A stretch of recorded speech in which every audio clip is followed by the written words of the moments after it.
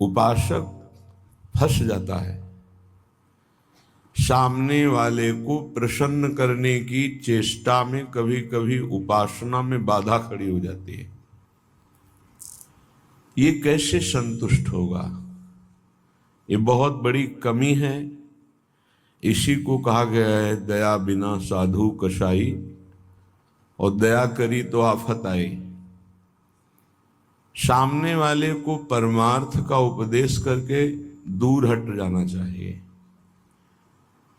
वो पकड़े परमार्थ को तब तो उसको निकाला जा सकता है, और यदि कहीं कि इसको संतुष्ट करके निकाला जाए तो वो कभी संतुष्ट नहीं हो सकता। ऐसी नीच वृत्ति होती। जितना आप उसको निकालने की चेष्टा करेंगे उतना ही वो आपको दलदल में धंसाता जाएगा। ये प्रकृति का सिद्धांत है, इसलिए उपासक को निरपेक्ष रहना चाहिए, किसी की अपेक्षा नहीं रखनी चाहिए। ये अनुभूत बात कह रहे हैं। जो संतों से अनुभूत है वही हृदय में अनुभव में आता है।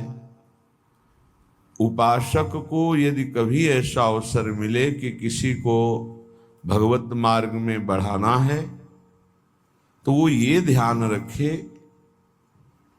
कि हमें अपने को बचा करके इसको निकालना है। कहीं उसके मन की संतुष्टता के द्वारा हम परमार्थ निरूपण करेंगे तो वो कभी नहीं निकल पाएगा, क्योंकि उसका मन ये समझ जाएगा कि हमारे अनुकूलता को लेकर ये विचारवान है, हमारी अनुकूलता के लिए, बस वो आपको रौंद देगा। और परमार्थ का उपदेश दिया और निरपेक्ष हो गए और वो आप पर आसक्त होता चला जा रहा है, वो निकल जाएगा। त्रुटि यही हो जाती है उपासक से कि इसको कैसे संतुष्ट करूं, वहीं उसका पतन हो जाता है। पतन अपने आराध्य देव का चिंतन छोड़कर मांस के लोथड़े शरीरों का चिंतन होने लगता है।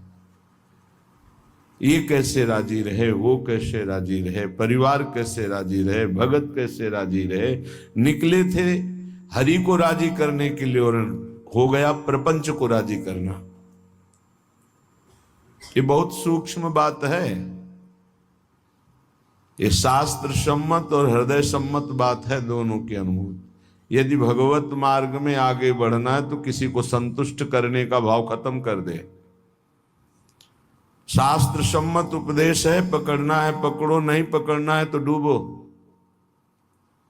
तभी आप परमानंद का अनुभव कर सकते हैं, नहीं तो आपको फंसा लिया जाएगा। ये सूत्र उड़िया बाबा का है, दया बिना साधु कसाई, और दया करी तो आफत आई। बीच में समझो, दया नहीं तो साधु कैसा, और दया की तो फंस गए। तो कौन सी दया आपका परम कल्याण